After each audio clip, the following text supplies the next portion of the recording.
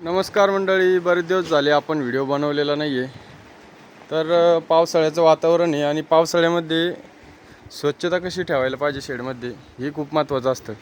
कारण की ह्या दिवसामध्ये स्वच्छता जर चांगली नसली तर शेळ्या या चांगल्या बऱ्याचशा आजाराला बळी जावं लागतं त्यांना. शेळीपालन असो किंवा मेंढीपालन, स्वच्छता ही फार महत्त्वाची असते. तर मला तर वाटतं बरेच जण म्हणतात की शेडमध्ये गोबा नको, शेडमध्ये माती पाहिजे. पण माझं तर म्हणणं आहे शेडमध्ये गोबा करा किंवा फरशी बसवा, पण मग खाली जागा ही मजबूत करा पिकासाठी. तर खाली जी लेंडी पडते ती आपल्याला व्यवस्थित झाडता येते. आणि ज्यावेळेस आपण खाली माती असते त्या मातीच्या याच्यामध्ये बघा, आता इथं माती आहे, मातीच्या याच्यामध्ये आपल्याला चांगलं झाडता येणार नाही. झाडायला जाऊ मातीच निघत चालते खालून. आणि इकडे जर कडक जागा असली, खाली दिसतं असेल तुम्हाला की गोबा केलेला आहे, त्याच्यावरती एकदम झाडल्यानं एकदम स्वच्छ होतं. आणि बरेच जण म्हणतील की गोबा हा लवकर वाळत नाही. गोबा हा लवकर वाळतो, पण त्याची शेडची रचना तशी पाहिजे. कारण की बऱ्याचशा जणांचं शेडची रचना व्यवस्थित नसते. तर रचना व्यवस्थित कशी नसते ते पण तुम्हाला सांगतो. चारी बाजूने जर दिसत असेल तुम्हाला एकदम मोकळी हवा, ते फट्टा आत्ता आपण ताडपत्री आत्ता बांधलेली ती कशासाठी, तर इथून पाऊसमध्ये येत होता, नाही ते पूर्ण मोकळं असतं. तिथं पण दिसत असेल तुम्हाला खालीपासून तर वरपर्यंत काहीच पत्तर वगैरे भीत वगैरे काहीच नाही आहे. अशा प्रकारे जे शेळीपालन करतात नवीन लोक जे असतात ते काय करतात, साईडला एक 5 फुटाची एक तर भीत बांधल, नाही तर 4 फुटाचा पत्रा लावतील. आणि त्यांनी काय होतं, जी हवा असते ती हवा खेळती राहत नाही, हवामध्ये शेडमध्ये येत नाही. हवा येते पण कशी येते, 5 फुटाच्या वरतून, म्हणजे हवावरच्या वरही चालल्या जाते.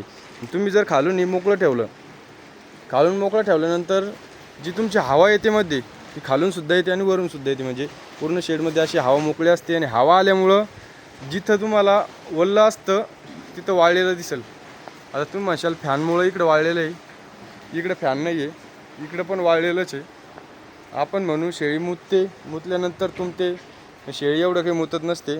बोकड मुतला पण ती इथून तिथपर्यंत गेलं, जास्त काही ते लघवी करत नाही. कारण की इतकंही ते जास्त काही गाईसारखे नसतात. गाय जरी इथपर्यंत लघवी गेली तर गाईची लघवी त्या टोकापर्यंत जाईल, यांचं तसं नसतं. आणि अशा प्रकारे पलीकडून जे आपण मोकळं गेलं, बाहेर दिसतं तुम्हाला ऊन पडलेलं आहे, तर अशा प्रकारे आपण ही ताडपत्री जर ओपन केली तर ते येणारं जे ऊन आहे ते आतमध्ये आपल्या अर्ध्या शेडपर्यंत काय पूर्ण शेडपर्यंत येईल. तिथं ऊन दिसत असेल तुम्हाला, तिकडलं ऊन जे इथपर्यंत ऊन येतं. अशा प्रकारे जर शेडची रचना केली आणि पावसाळ्यामध्ये तुम्हाला सांगतो, तुम्ही चारी बाजूने ओपन जरी ठेवलं तरी शेडमध्ये आपण तुम्हाला दिसत असेल पलीकडून जे आपलं पत्रा तिथपर्यंत नाही, पलीकडे 5-6 फूट आपण जागा सोडलेली आहे. आणि तिथून पत्रा इथपर्यंत आहे. ज्यावेळेस पाऊस येतो त्यावेळेस ते बकेटीपर्यंतच पाऊस येतो, तिथून पुढं पाणी येत नाही. आणि ते ओपन ठेवायला पाहिजे. का बरं ठेवायला पाहिजे, ज्यावेळेस आपलं ऊन येतं दुपारच्या वेळेस शेडमध्ये 100% असं ऊन असतं अर्ध्या शेडमध्ये. मग ज्यांना उन्हामध्ये जा वाटतं ते उन्हामध्ये जाऊन बसतात, आणि ज्यांना सावलीमध्ये आवडतं ते सावलीमध्ये येतात. आणि इकडं बघा, आपण डेमो म्हणून हा एक कंपार्टमेंट तसाच सोडला होता. तर हा आपण बिना गोब्यात सोडलेला आहे. याच्यावरती आपण गोबा केलेला नव्हता, पण मग नंतर आम्हाला पस्तावा झाला की आपण गोबा करायला पाहिजे होता. कारण की याच्यात व्यवस्थित झाडल्या जात नाही, खालून धूळ वगैरे उडते, लेंडीमध्ये अर्धी धूळच येते, पाण्यामध्ये धूळ जाते. बघा इकडे पाणी ठेवलेलं आहे पण ते आता अर्धा कचराचे. अशा प्रकारे धूळ उडते. आणि पलीकडे जे साईडला आपण बघत असाल तिकडं पाणी ठेवलेलं आहे एकदम बकेटमध्ये स्वच्छ पाणी, तिकडे बकेटमध्ये पण स्वच्छ पाणी, धूळ उडण्याचं कुठला शॉर्टेज नाही. आणि अशा प्रकारे पावसाळ्यामधले आपण नियोजन करा. आणि नवनवीन माहिती घेण्यासाठी माझ्या चॅनलला सबस्क्राईब करा. आपण जे ती रिअल माहिती सांगू, एकदम असं जे काही रिअल आहे तेच खरं, तेच आपण बोलणार. कुठलंही तुम्हाला नुसतं बाडाव्या सांगून काही फायदा नाही आहे. अशा प्रकारे जर आपण मजबूतीकरण केलं, शेडमध्ये गोबा करा, नाही तर फडची बसवा, नाही तर गट्टू असतात ती गट्टू बसवा. पण मग शेड हे खाली जागा ही एकदम व्यवस्थित अशी करा. आणि चारा नियोजन पावसाळ्यामध्ये एकदम व्यवस्थित चारा पण पाहिजे.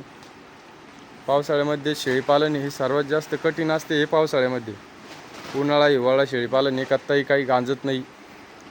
अडचण येते फक्त पावसाळ्यामध्येच. ती पाण्यामुळे कसं ओरलं असतं, झडगं लागलं असतं. 4-5 दिवसापासून सारखा पाऊस चालू आहे. आता चाऱ्याची खूप दैना होते, त्यासाठी आपण मुरघास पण केलेला आहे. मुरघास वगैरे आपण आणून टाकतो. अशा प्रकारे आपण नियोजन करा. आणि शेळीपालन हे एकदम सोप्या पद्धतीने तुम्ही जर केलं तर एकदम शेळीपालन असं सोपं आहे. धन्यवाद.